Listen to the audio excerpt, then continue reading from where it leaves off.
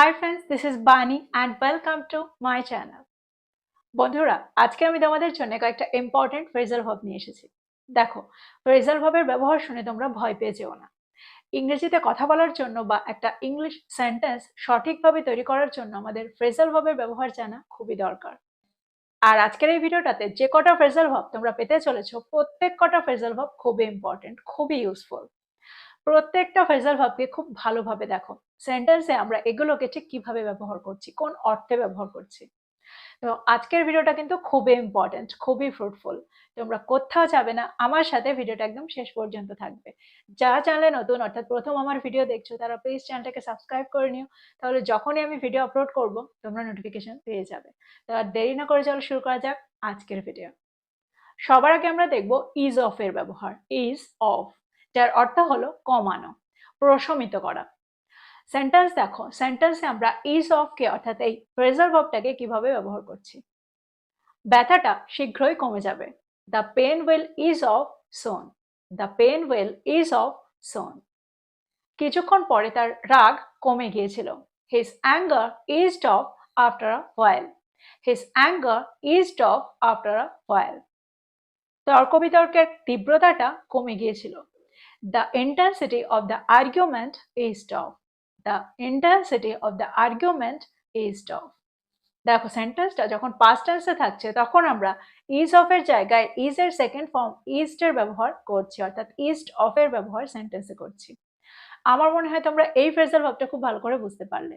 এখন খুব সহজেই ইজ অফ কে সেন্টেন্সে ব্যবহার করতে পারবে। এবার আমরা দেখব পরেরটা। পরেরটা হলো dive into.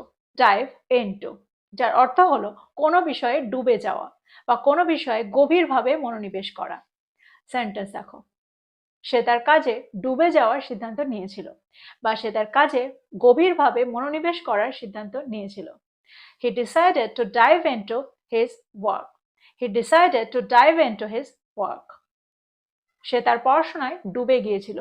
He dived into his studies. He dived into his studies. তারা আলোচনায় ডুবে গিয়েছিল, অর্থাৎ তারা আলোচনায় গভীরভাবে মনোনিবেশ করেছিল। They dived into the conversation. They dived into the conversation. তো তোমরা বুঝতে পারলে সেন্টেন্সে আমরা ডাইভ ইনটু কে কিভাবে ব্যবহার করছি। সেন্টেন্সটা যখন পাস্ট টেন্সে থাকছে তখন আমরা ডাইভড ইনটুর ব্যবহার সেন্টেন্সে করছি। তো আমার মনে হয় এই ফ্রেজাল ভার্বটা তোমরা বুঝতে পেরেছো। পরেরটা দেখো এবার। পরেরটা হলো ফ্রিক আউট। ফ্রিক আউট, যার অর্থ হলো ঘাবড়ে যাওয়া। আমরা প্রায় এই ফ্রেজাল ভার্বটার ব্যবহার হতে শুনি। এক্সাম্পল দেখো, যদি আমি বলি ঘাবড়ে যেও না, এটা শুধু একটা পরীক্ষা। Don't freak out, it's just a test. Don't freak out, it's just a test. আমি ঘাবড়ে গিয়েছিলাম যখন আমি আমার চাবিগুলো হারিয়ে ফেলেছিলাম। I freaked out when I lost my keys. I freaked out when I lost my keys. ঘাবড়ে যেও না, সবকিছু ঠিক হয়ে যাবে। Don't freak out, everything will be okay. Don't freak out, everything will be okay. তো তোমরা ফ্রিক আউটের ব্যবহারটা বুঝতে পেরেছো। সেন্টেন্সে আমরা ফ্রিক আউটকে কোন অর্থে ব্যবহার করছি। এবার আমরা দেখব পরেরটা। পরেরটা হলো অ্যাকাউন্ট ফর। অ্যাকাউন্ট ফর, দেখো সেন্টেন্সে আমরা অ্যাকাউন্ট ফর এর ব্যবহার তখন করি যখন আমাদের কোনো কিছুর কারণ ব্যাখ্যা করতে হয় বা কোনো কিছুর ব্যাখ্যা দিতে হয়, তখন আমরা সেন্টেন্সে অ্যাকাউন্ট ফর এর ব্যবহার করব। এক্সাম্পল দেখো, তাকে তার কাজগুলোর ব্যাখ্যা দিতে হবে। He has to account for his actions. He has to account for his actions. সে হারিয়ে যাওয়া টাকাটার ব্যাখ্যা দিতে পারেনি। She couldn't account for the missing money. She couldn't account for the missing money. সে তার ভুলগুলোর ব্যাখ্যা দিতে পারেনি। He couldn't account for his mistakes. He couldn't account for his mistakes. তো তোমরা বুঝতে পারলে সেন্টেন্সে যখন কোনো কিছুর ব্যাখ্যা দেওয়া বোঝাবো, কোনো কিছুর কারণ ব্যাখ্যা দেওয়া বোঝাবো, তখন আমরা অ্যাকাউন্ট ফর এর ব্যবহার করতে পারি। পরেরটা হলো কাট down on. Cut down on, যার অর্থ হলো কমিয়ে দেওয়া বা কম করে দেওয়া। ফর এক্সাম্পল, তিনি ধূমপান কম করে দেওয়ার চেষ্টা করছেন বা তিনি ধূমপান কমিয়ে দেওয়ার চেষ্টা করছেন। He is trying to cut down on smoking. He is trying to cut down on smoking.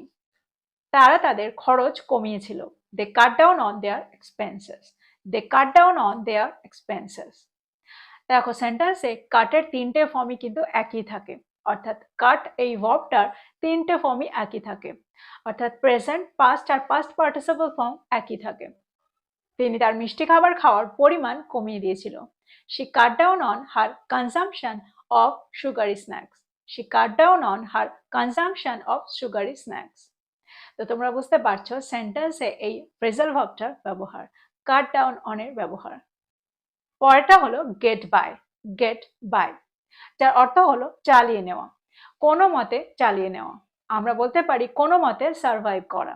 Example দেখো, আমি আমার বেতনে কোনো মতে চালিয়ে নিতে পারি। I barely get by with my salary. I barely get by with my salary. সে মাত্র কয়েক ঘন্টা ঘুমিয়ে চালিয়ে নেয়। He gets by on just a few hours of sleep. He gets by on just a few hours of sleep. তারা কোনো বিলাসিতা ছাড়াই চালিয়ে নেয়। They get by without any luxuries.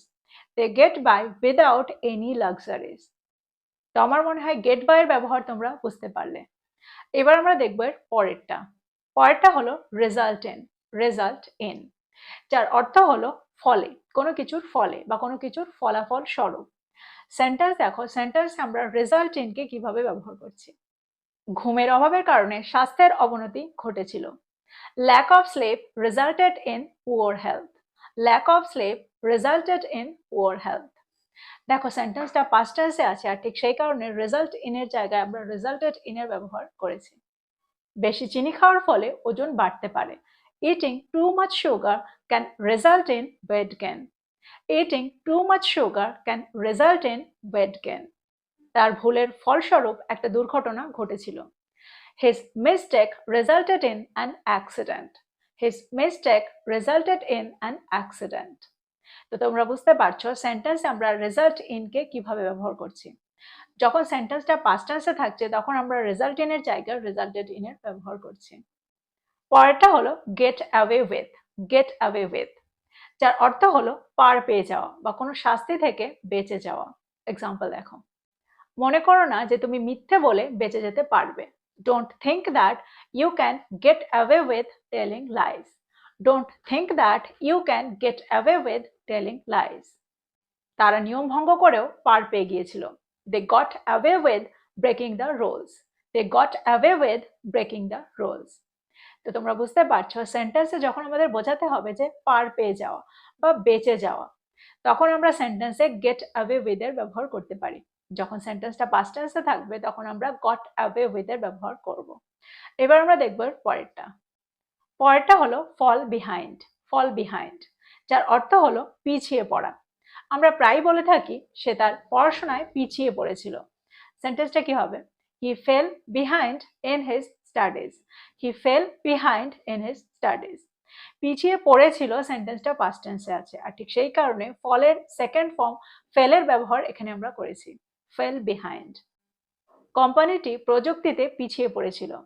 The company fell behind in technology. The company fell behind in technology. তো এই sentence দুটোর মধ্যে দিয়ে তোমরা বুঝতে পারলে সেন্টেন্সে আমরা ফল বিহাইন্ডকে কোন অর্থে ব্যবহার করছি। এবার আমরা দেখব এর পরেরটা। পরেরটা হলো put up with. Put up with, যার অর্থ হলো টলারেট, সহ্য করা। আমরা সহ্য করার অর্থে পুট আপ উইথ এর ব্যবহার সেন্টেন্সে করতে পারি। এক্সাম্পল দেখো, সে বছরের পর বছর তার অভদ্র আচরণ সহ্য করেছিল। She put up with his rude behavior for years. She put up with his rude behavior for years. আমি তার সারাক্ষণ অভিযোগ সহ্য করতে পারছি না। I can't put up with his constant complaining. I can't put up with his constant complaining. পরেরটা হলো given. given, যার অর্থ হলো হার মেনে নেওয়া, আত্মসমর্পণ করা। চলো সেন্টেন্সে আমরা গিভেনকে কি করে ব্যবহার করছি সেটা দেখি। তিনি হার মেনে নিতে চাননি, কিন্তু তার কাছে কোনো উপায় ছিল না। She didn't want to give in, but she had no choice. She didn't want to give in, but she had no choice. সে হার মেনে নিয়েছিল এবং তার ভুল স্বীকার করেছিল। He gave in and admitted his mistake. He gave in and admitted his mistake. তো আমার মনে হয় এই ব্যবহারটাও তোমরা বুঝতে পারলে, এই ফ্রেজাল ভার্বটার ব্যবহারটাও তোমরা বুঝতে পারলে। সেন্টেন্সে গিভ ইন এর ব্যবহার খুবই সহজ, আর প্রায়ই আমাদের গিভ ইন এর ব্যবহার করতে হয়। পরেরটা হলো গেট টুগেদার। গেট টুগেদার, যার অর্থ হলো একত্রিত হওয়া বা একসাথে মিলিত হওয়া। আমাদের একসাথে হয়ে আমাদের পরিকল্পনাগুলো আলোচনা করা উচিত। We should get together and discuss our plans. We should get together and discuss our plans. আমরা কি এই সপ্তাহান্তে একত্রিত হতে পারি? Can we get together this weekend? Can we get together this weekend? তো এই ছিল কিছু ইউজফুল ফ্রেজাল ভার্ব, যেগুলোকে আমাদের প্রায় প্রতিদিন ব্যবহার করতে হয়, যেগুলোর ব্যবহারটা জানা আমাদের খুবই দরকার। তো প্রত্যেকটা ফ্রেজাল ভার্বকে নোট ডাউন করো আর প্রত্যেকটা ফ্রেজাল ভার্ব দিয়ে সেন্টেন্স তৈরি করো আর সেগুলোকে ব্যবহার করো। তো এই ছিল আজকের ভিডিও, এই ছিল আজকের টপিক। ভিডিওটা ভালো লাগলে লাইক করতে ভুলে যেও না, বন্ধুদেরকে শেয়ার করো যারা ইংরেজি শিখছে। So this is all about today. I will be back with another video. Till then, take care. Thank you for watching this video. Bye bye.